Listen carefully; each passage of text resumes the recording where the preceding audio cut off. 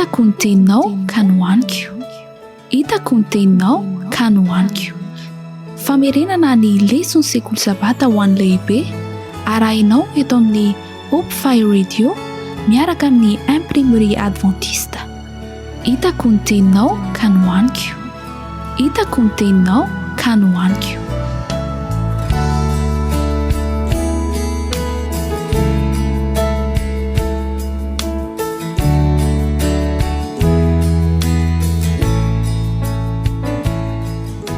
Ny lesontsika tamin'ity herinandro ity, lesona 10 amin'ny 3 volana 13 taona 2022 dia mitondra ny lohateny hoe ny fanekena sy ny mari-drafitsy ny tabernakely, na koa hoe ny fanekena sy ny planin'ny famonjena. Faly miarahabantsika rehetra indray tafahoana eo amin'ity fiarahantsika mianatra ny lesona sekoly sabata amin'ny herinandro ity. Ny tompo anie hanome antsika ny hery rehetra ilayntsika dia ny hery ara-batana hazo antsika hatozo hatramin'ny farany, hery ara-tsaina hahatakarantsika ny hevi-dalina ao amin'ny teny izay anarantsika, hery ara-panahy hazo antsika mampihatra eo amin'ny fiainantsika andavanandro, ny fahalalana izay tozontsika eto. Miaraka aminareo androany ny havanareo Benoît Rakotovao. Miara-mivavaka isika.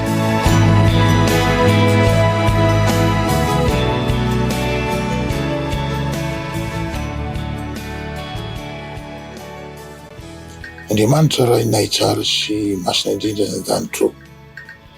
Sotranao mandrakariva zahay noho ny fitiavanao lehibe.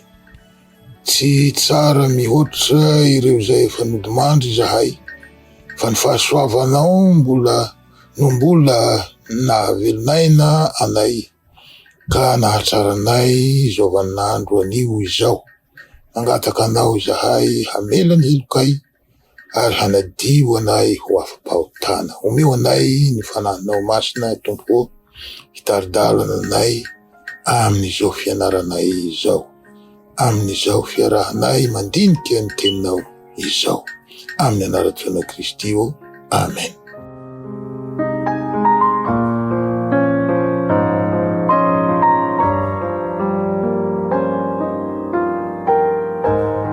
Nitohy ny sekoly fanovozam-pahalalana teo Sinay. Andriamanitra no mpampianatra lehibe, manome ny lalàna sy ny fitsipika sy ny fampianarana rehetra. Ny vahoaka Israelita no mpianatra. I Mosesy dia sady mpianatra no mpampita ny hafatra sy ny fahalalana rehetra amin'ny vahoaka, satria tsy afaka mifanatrika mivantana amin'ny olona Jehova mpampianatra noho ny fahamasinany izay afo mandoro. Efa fantatsika izany. Ao amin'ny bokin'ny Eksodosy tsy latsaky ny 3 vahoaka no miara-niredona hoe izay rehetra no lazainy Jehova dia hataonay sy ekenay.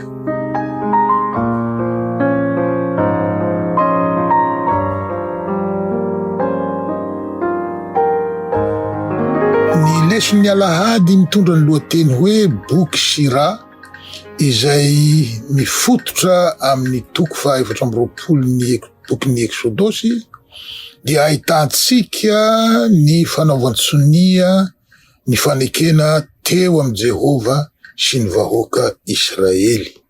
Tahaka izao ny fizotrany izany lanonana lehibe fanaovan-tsonia izany. Natsoiny Jehova hiakatra tany aminy, tany tendrombohitra Mosesy sy ny mpisorona 3 lahy, Arona sy Nadaba ary Abihu. Izy roa lahy farany moa dia zanaky Arona ary loholona 70 lahy. Na izany aza i Mosesy irery ihany no navela hanatona kaiky an'Andriamanitra, fa ny sasany kosa nasaina ny janona tery alavidavitra ery. Tsy fantatsika loatra ny dikan'ny fisian'ny ambaratonga eto. Mosesy irery no afaka nanatona akaiky an'Andriamanitra ny mpisorona sy loholona navela niakatra ny tendrombohitra niaraka tamin'i Mosesy ihany, nefa tsy navela hanakaiky loatra an'Andriamanitra. Ny sarababem-bahoaka moa tsy navela nianika ny tendrombohitra mihitsy. Misy amintsika eto ve afaka hanazava ny fisian'izay ambaratonga izay? Ny azo ambara angamba araky ny hevitro dia zao: na mitovy zo aza ny olona rehetra eo anatrehan'Andriamanitra, na mitovy aza ny fitiavany ny olona rehetra, dia tsy maintsy apetraka eo amin'ny toerany avy ny olona rehetra, ka omemboninahitra izay tokony omemboninahitra, haja ho an'izay tokony omen-kaja, fakasitrahana ho an'izay tokony ho tolorana fakasitrahana, omena didy izay tokony omena didy, sy ny sisa sy ny sisa. Rehefa tafidina teo amin'ny vahoaka Mosesy, dia no azavainy taminy ny teny sy fitsipika rehetra nomeny Jehova, ka hoy ny vahoaka hoe ny teny rehetra izay nolazainy Jehova dia hataonay. Taorian'izay zavatra roa no nataony Mosesy. Voalohany, nosoratany tanaty boky ny teny rehetra nataony Jehova. Faharoa, vomaraina koa dia nanangana alitara tamin'ny vato 12 izy, vato izay mifanandrify amin'ny isan'ny fokony zanak'Israely. Dia nanao fanatim-pihavanana vato trombilahy teo amin'ny alitara izy, dia nalainy ny antsasaky ny ra ka natopiny teo amin'ny alitara. Rehefa izany, nalainy ny bokin'ny fanekena ka novakiny tamin'ny vahoaka, ka hoy ny vahoaka niara-niredina hoe, ary efa voalazantsika teo zay, izay rehetra nolazainy Jehova dia hataonay sy hekenay. Dia noraisiny Mosesy ny antsasaky ny ra sisa, dia natopiny tamin'ny vahoaka, dia hoy izy: indro ny ran'ny fanekena izay nataony Jehova taminareo ny amin'izay teny rehetra, ny amin'izany teny rehetra izany. Dia vita arak' izany ny fanaovatsony ny fanekena, fifanekena nosoniavina tamin'ny ra. Isika izay miaina amin'izao andro farany izao no mahafantatra fa ny rany Kristy irery ihany no mahadio atsika. Arak' izany tandindony rany Kristy iny rambantotrombalahy na natao fanatim-pihavanana teo iny. Tena vokatry ny fon'izy ireo tokoa ny nitenenany hoe izay rehetra nolazainy Jehova dia ataonay sy hekenay. Saingy tsy fantany ny tsy fahatanterahany sy ny toetrany marefo sy tsy ampiery. Ny ra izay natentina dia manambara fa amin'ny alalan'ny fahamendrehan'ny Kristy irery ihany no ahafahan'ny Israely manaraka ny torolalan'Andriamanitra. Tsy mety manaiky isika fa marefo sy malemy ary mpanota. Fironana ao anatsika izay nolovaina ny hanao ratsy. Mila fanampiana ivelan'ny tenatsika isika mba hahaizantsika manao ny tsara. Avy any ambony irery no azo atsika izany fanampiana izany, avy amin'ny heri ny fahasoavan'Andriamanitra, avy amin'ny teniny, ary avy amin'ny fanahiny masina. Na dia eo ampelatanantsika aza ireo rehetra ireo, dia mbola manatona atsika amin'ny fomba mora foana ny ratsy. Izany no mahatonga ny fifandraisana ety amin'Andriamanitra ho zava-dehibe ho an'ny vahoaka tamin'izany tao Sinay, tahaka ny mahazava-dehibe izany ho atsika koa ankehitriny.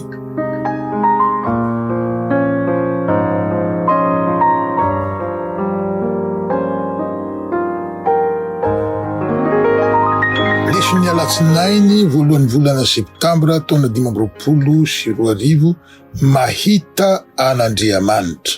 Taoriany ilay natsoitsika teo hoe fanaovatsoni dia niakatra tany an-tendrombohitra indray ny mpitarika rehetra. Mosesy zany, ny mpisorona telo lahy, Arona telo mianaka, Arona, Nadaba sy Abihu, ary ny loholona 70 lahy. 770 mirahalahy mianaka izy ireo no niakatra tany an-tendrombohitra. Tombotsoa tsy mpitranga matetika no nomena azy ireo, dia ny tombotsoa afaka mahita an'Andriamanitra.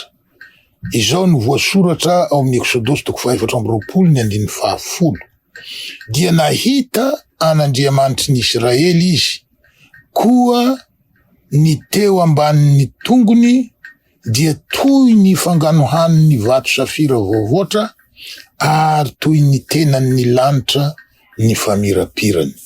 Fanontaniana, nahita an'Andriamanitra tokoa very zareo? Ny Exodosy 7:20 dia manambara mazava hoe fa tsy misy olona mahita ahy ka ho velona. Zay zany ny voasoratra. Ka sarotra ny hilaza fa tena nahita an'Andriamanitra tokoa izy 770 mirahalahy mianaka. Fa azo ambara kosa fa nasehon'Andriamanitra azy ireo ny ampahany kely teo amin'ny manodidina azy, ka izay ampahany kely izay no hitany. Tsy voalaza akory aza fa nahita ny tongony izy, fa ny teo ambanin'ny tongony no voalaza fa hitany, izay toy ny vato safira manganohano sy toy ny tenan'ny lanitra mamirapiratra. Ny fahitako an'izao famaritana izao dia tahaka ny tsy hita tsara ny voambolana ampiasaitsika olombelona ety an-tany, tena mahalaza ny akantony ny fahitana, fa dia ambangovangon ny zavatra mahafinaritsy ny maso ety an-tany, hitatsika ety an-tany zany, no nentina namaritra azy amin'ny alalan'ny fampitahana. Izay zany ny tombotsoa voalohany. Tombotsoa faharoa noraisin'izy 770 mirahalahy mianaka dia izao: nanaovan'Andriamanitra fanasana lehibe zareo, ary namelarany sakafo ka dia niara-ny hinana sy ny sotro izy. Fomba iray nanamarihany ireo mpitarika ireo ny fanekena ny fanaovany tamin'Andriamanitra koa izany. Hoy ny lesontsika manampy fanazavana hoe fanandramana manandanja ary voninahitra sy tombotsoa lehibe tokoa ny fiaraha-misakafo tany amin'ny faritra Moyen-Orient tamin'ny andron'ny Baiboly. Eny hatramin'izao andro izao aza. Nitondra famelan-keloka izany ary nanorina fisakaizana mafiorina. Nidika izany fa nifanohana ireo olona miara-mihinana ary mifanampy ao anatin'ny fotoatsarotra sy ny olana. Rehefa niara-nihinana izy ireo dia nifampanantena, na dia tsy tamin'ny alalan'ny teny aza, fa raha misy manjo ny ankilany dia adidiny andaniny ny hanotrona sy hanampy azy. Tombotsoa tsy natao hositrahan'ny rehetra ny mahazo fanasana ho amin'ny fiaraha-misakafo tamin'izany andro izany. Dia hoy ihany ny lesontsika manohy ny fanazavana hoe eo anatrehan'izany dia zava-manafotoana ratsy, indrindra ny fandavana ny fanasana hisakafo. Manampy atsika izany hahatakatra ireo tantara teo amin'ny testamenta vaovao izay nanakianana mafy an Jesosy noho ny fiarahany nihinana tamin'ny mpanota jereo Lioka 5:30. Rehefa mankalaza ny fandraisan'ny fanasan'ny tompo ny mpino, dia manorona izany fifandraisana ety izany amin'ireo mpino hafa izay mpanota tahaka azy. Mandritra izany fiaraha-misakafo izany no ankalazantsika ny famelan-keloka sy ny famonjena izay omenantsika ao amin'ny Jesosy.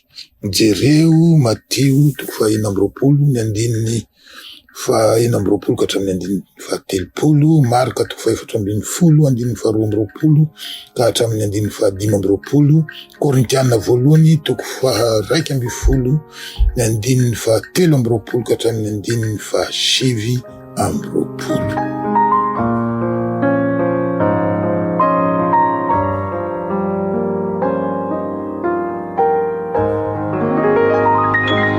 Lesony talata 2 septambra taona 2022, hery hoenty makatoa. Intelo zisia teo ny Israelita no nanambara fa hankatoan'Andriamanitra. Exodosy 7:17, Exodosy 4:20 ary ny 7. Tamin'ny fony manontolo no nilazandry zareo an'izany, ary nihevitra tokoa izy fa hahatanteraka izany fanapahan-keviny hankatoan'Andriamanitra atsakany sy andavany zany. Hadininy fa malemy sy tsy tanteraka ary marefo sy mpanota isika olombelo. Tsy teo amin'ny tantaran'ny Israely fahiny ihany no nahitana izany fahamarinana mampalahelo izany, fa manerana ny tantaran'ny vahoakan'Andriamanitra rehetra. Efa nampahatsiahivy ny Josoa ny mpihaino azy izany ka hoy izy hoe, tsy mahay manompo an Jehova ianareo. Josoa 4:7-7. Ahoana ary no hahaisantsika manaradia an'Andriamanitra ampahatokiana? Izao no vaovao mahafaly. Rehefa maniraka antsika hanatanteraka ny baikony Andriamanitra, dia manome hery hoentsika manatanteraka izany kio izy. Tsy avy ao anatitsika ny fanampiana fa avy ety ivelany, ary izany no manampy atsika hanao araka ny fitakian'Andriamanitra. Asany izany. Ny mpaminany Ezekela no nampiseho izany mazava tsara ao anatin'ny famitinana ara-teolojia nataony ao amin'ny Ezekela 4:4-20 sy ny 7:7 manao hoe, ary homeko fo vaovao ianareo, ary fanahy vaovao no hataoko ao anatinareo, ary esoriko eo amin'ny nofonareo ny fo vato, ka homeko fo nofo ianareo, ary ny fanahiko no hataoko ao anatinareo, ka hahatonga nareo handeha araka ny lalako sy hitandrina ny fitsipiko ka hanaraka azy. Zany no teny fikasan'Andriamanitra ho antsika rehetra nanapa-kevitra hanaraka sy hanompo azy. Izy rery no mahay manova ny fontsika, esoriny ny fo vatontsika, ka soloiny fo nofo izay mety andairan'ny fihetseam-po. Ahoana no hahatonga izany ho tanteraka eo amin'ny fiainatsika? Efa ny anarantsika teto ny antsoina hoe libre arbitre, na ny herin'ny safidy. Tsy maintsy manao safidy isika, safidy ny hilefitra tanteraka amin'ny isan'ora isa minitra. Tamin'izaho vao vita batisa efa feno 30 taona aho tamin'izany, ary efa niasa. Ny anisan'ny zavatsarotra tamiko dia ny nitandrina sabata. Mpampianatra moa ny tena, ary ny asan'ny mpampianatra tsy anatsiak'olo loatra araky ny fiheveran'ny maro azy no atao, fa aty an-trano. Asa natao taty an-trano no tanterana any an-tsekoly raha mpampianatra no asanao. Aty an-trano ianao no manomana ny zavatra rehetra ampianarinao any an-tsekoly. Aty an-trano ianao no mitsara kopy haverina amin'ny mpianatra any an-tsekoly. Asa vita avy aty an-trano no entina any am-pianarana, ka zava-dehibe tamiko tamizay ny andro fialan-tsasatra 2 farany amin'ny herinandro dia ny sabotsy zany na sabata sy ny alahady, izay hanomanako sy amitako ny asa rehetra tsy maintsy vitaina aty an-trano. Rehefa resy lahatra ny amin'ny fahamarinan'ny sabata nefa aho dia voatery nitandrina izany sabata zany, ary ady lehibe tao anatiko ny fitandremana azy. Ka rehefa any am-piangonana aho dia ny fotoanako very no visavisain'ny foko, ary tsy andriko ny hahataperany hahazoako manomboka ny asako. Teny vavaka tamin'Andriamanitra aho, ary naborako teo aminy ny ady anaty atrehiko isa-tsabata, namaly ny vavaka nataoko izy. Ka tsy ela akory dia lasa tsy andriko indray ny ahatongavany sabata hialako sasatra. Ary hitako fa ampy tsara ho ahy ihany ilay alahady izay noheveriko fa tsy ampy ahy teo aloha. Nandeha ny andro, nandeha ny taona, rehefa namita ny diplomako farany aho niverina indray ny ady tao anatiko momba ny sabata. Tsy latsaky ny boky miisa 70 na 500 no tsy maintsy vakina anatin'ny semestra anankiray. Ka hita miariary tamin'izay fa tsy ampy mihitsy ny fotoana, tsy ampy. Ny vavaka tamin'Andriamanitra, ny fanamby nataoko tamin'Andriamanitra de zao: tsy anitsaka ny sabata masinao aho iaho, fa izao no angatahako aminao. Omeo alalana aho hampiasa ny ora sy minitra azoko ampiasaina rehetra, izany hoe ny ora sy minitra ivelan'ny sabata. Fa izaho tsy anitsaka na de 1 minitra aza amin'ny sabatanao masina. Amen. Izay no vavaka nataoko. Ary dia izay foana no nataoko, dia lasa fotoam-pahafahana sy fotoam-pialan-tsasatra marina tamiko tokoa ny sabata. Ary dia nampiany Tompo ny fianarako ka vita soamatsara. Nisy namako Keniana izay, iray klasy tamiko, gaga izy, satria izy mikofokofoka mafy, manenjika ny sabotsy sy alahady, manenjika ny vakiteny, manenjika ny asa devoir isan-karazany. Izaho anefa mandeha miangona ny tontolo ny sabata. Gaga izy satria izaho indray no mahavita aloha ny devoiranay. Feny.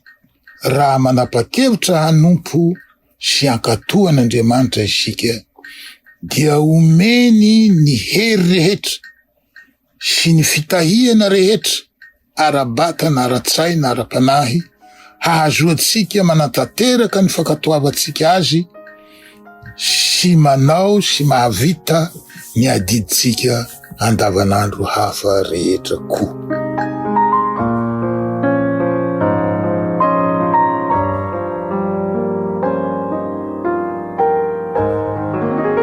Tahak'izay zany ny leson'ny talata. Leson'ny alarobia 3 septambra ny taona 2022, eo anivon'ny vahoakany.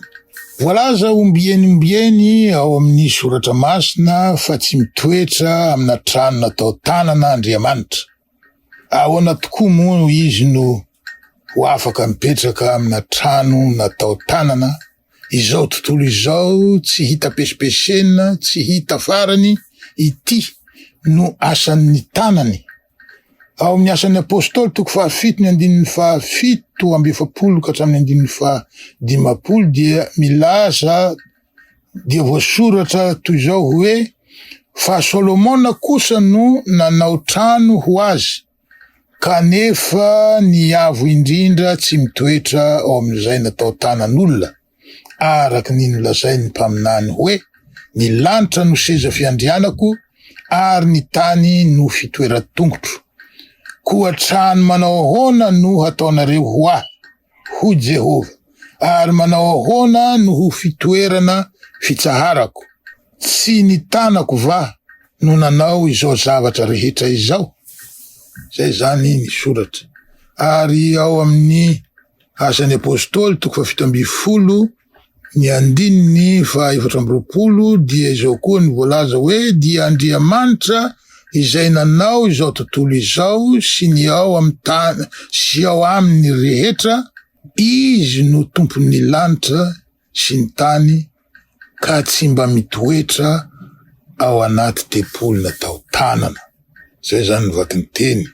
Hoy koa ny mpanjaka Solomona raha nivavaka izy tamin'ny fanokanana ny tempolo tao Jerosalema, mpanjaka voalohany toko fahavalo 17:20. Andriamanitra va dia honina ety an-tany tokoa, ny lanitra ary ny lanitry ny lanitra aza tsy omby anao, ko mainka fa ity trano nataoko ity.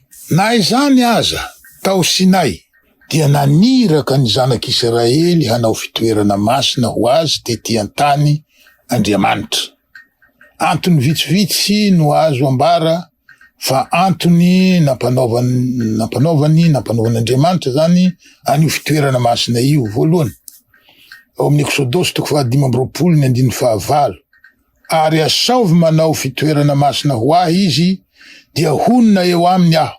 Zay zany ny vaky ny teny.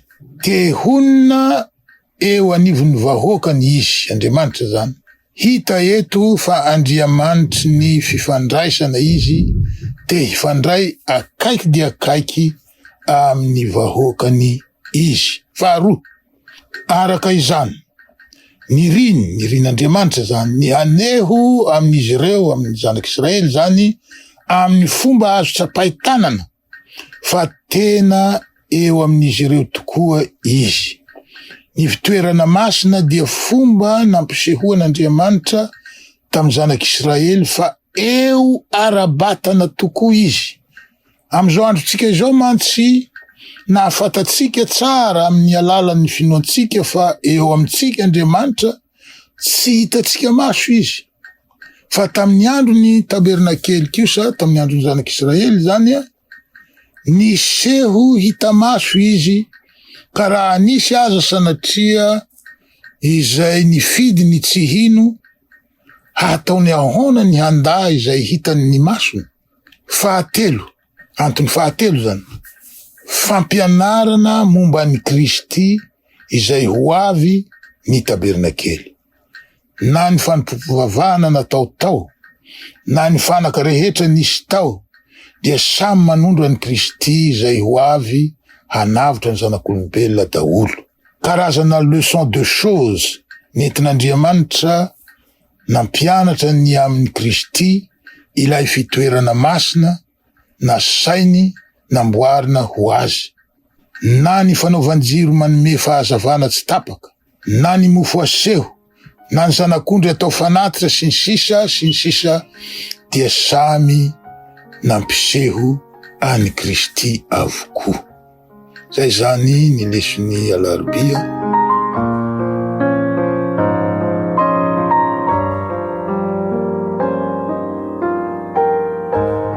Dia miditra amin'ny lesony alakamisy 4 septambra izay faranatsika eo zany. Izay zany mamarana ny lesontsika taona 522 feno ny fanahin'Andriamanitra. Rehefa avy eo dia nanome any Mosesy ny atsipiriany madinika momba n'ilay fitoerana masina Andriamanitra, ao ny momba ny refy samihafa, ao ny momba ny akora isan-karazany ho ampiasaina, volafotsy, varahana, volamena, hazo sy ny sisa, ao ny momba ny fanaka isan-karazany sy ny toerana sina azy avy, Ao ny momba ny karaza-pivavahana tao ny amin'ny fanatitra ohatra, tao daholo ny atsipiriany rehetra. Ny toko 5 ka hatramin'ny toko 7 dia manome atsika ny pitsopitsony rehetra momba izany. Everiko fa samy efa namaky daholo isika ny izany pitsopitsony izany. Ny toko 8 ka hatramin'ny toko 30 kosa dia mamelabelatra amin'ny atsipiriany ny momba ny mpisorona dia Arona sy ny zanany roa lahy, izany dia Nadaba sy Abihu. Voafaritra mazava tsara ny asa fisoronana hataon'izy ireo, ny fitafiana masina hanaovany eo amin'ny asa fisoronana ataony, ny fanosorana sy ny fanamasinana azy sy ny sisa ary voalaza manomboka amin'ny lafiny vavety indrindra ny zavatra rehetra ka hatramin'ny atsipiriany madinika indrindra. Hita taratra eto ilay Andriamanitra mpamorona ity zao tontolo zao ity, izay nampisy firindrana tsy misy tomika eto amin'ny tany ity, satria miditra amin'ny atsipirian-javatra madinika indrindra izy. Hita taratra eto ny antsoin'ny mpanao siansa hoe réglage fin, izay efa nisy fotoana nilazako an'izany teto tany aloha. Ho an'izay te handalina momba izay réglage fin izay, vakio ny boky nosoratan'i Michel Yves Bolloré sy Olivier Bonacieux mitondra ny lohateny hoe Dieu, la science et l'épreuve. Ny momba ny fitafia masin'ny mpisorona kosa dia hitatsika ao amin'ny toko 8 ary hita fa mitaky fahalalana avolenta ny fandrarina petakofehy, ny rary volamena sy ny sisa ka mila fahaiza manao lalina de lalina. Ka niditra antsehatra manokan'Andriamanitra ny am'izany. Ao amin'ny toko 130 no nahitantsika voalohany fa afaka manome ny fanahiny masina ny olona izy. Afaka manome ny olona zany ny fanahy masiny Andriamanitra. Taovaka itsika ao amin'ny Exodosy toko 130 ny andininy voalohany ka hatramin'ny 10 nefa azotsika janona eo amin'ny andininy 7 satria mety ho lasa lava loatra.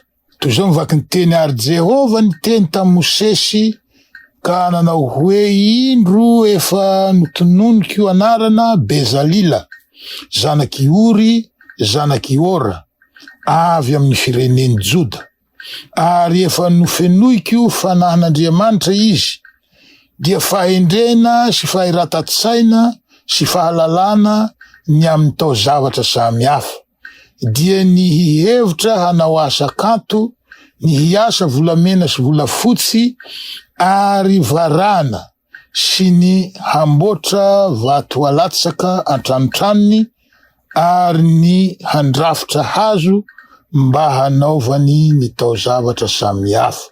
Ary indro izaho efa nanome any Ohaliaba zanaky Ahisamaka avy amin'ny fireneny Dana ho namany, ary ny fony izay hendry rehetra dia efa nasiako fahendrena mba hanaovany izay rehetra efa nandidiako anao.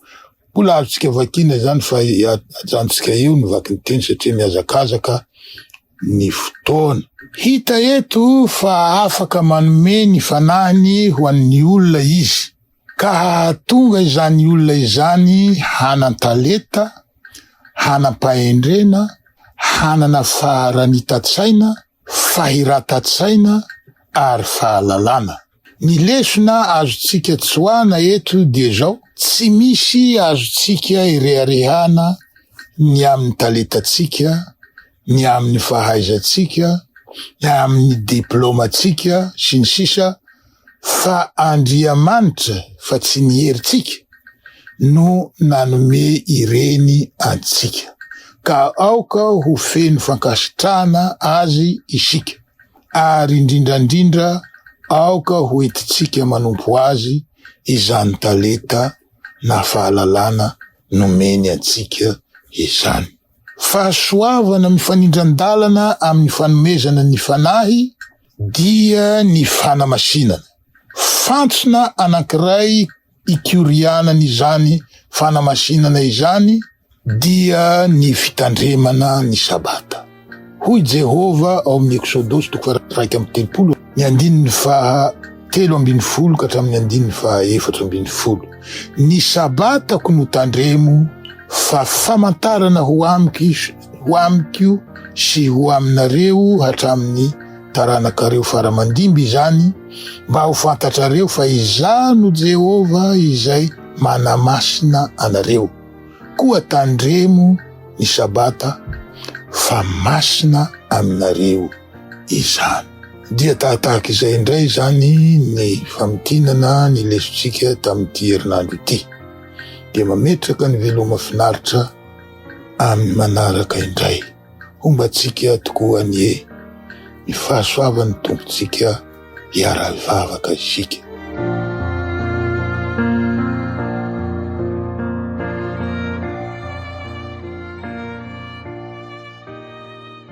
Rainay tsara sy masina indrindro, Dera, Saotra, Silaza ary Voninahitra, no atolotray anao hatramin'ny taloha indrindra ka ho mandrakizay. Andriamanitra tia anay ianao, ary noho izany dia tonga ny aranonina taminay tety an-tany ianao tamin'ny alalan'i Kristy Jesosy Immanuela tomponay, ary na efa niakatra any an-danitra aza ianao amin'izao fotoana izao, fantatray fa mbola eto aminay mandrakariva ianao, satria hitanay sanandro ny fahasoavana rasinay tsy tapaka avy aminao.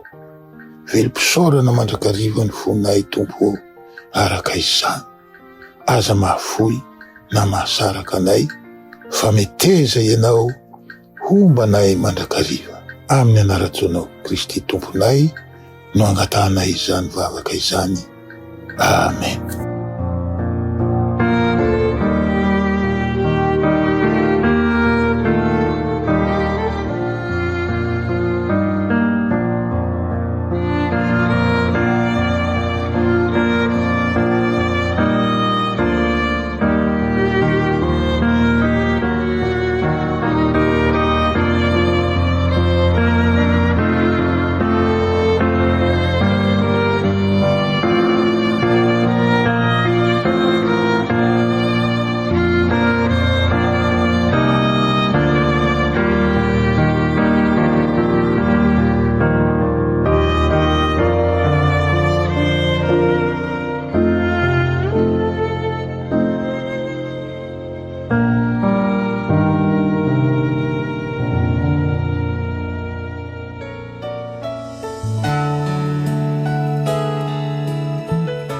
Hitako ny teninao ka nohaniko.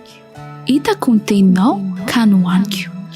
Famerenana ny lesona sekoly sabata ho an'ny lehibe arahinao eto amin'ny Hope Fire Radio miaraka amin'ny Imprimerie Adventiste. Hitako ny teninao ka nohaniko. Hitako ny teninao ka nohaniko.